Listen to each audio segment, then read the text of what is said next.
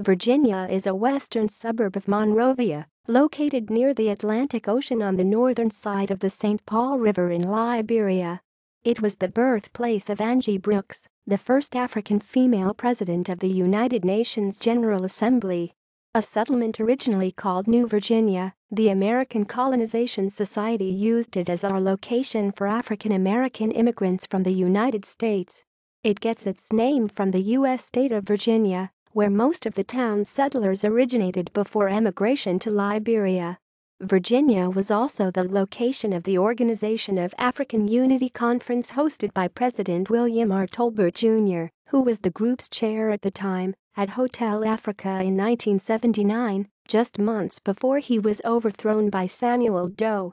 During the Second Liberian Civil War, rebels used Virginia to launch an onslaught on Monrovia in 2003.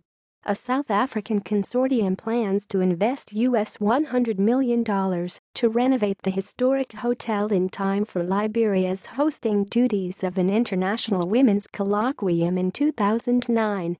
It contains the Seaview Golf Club. References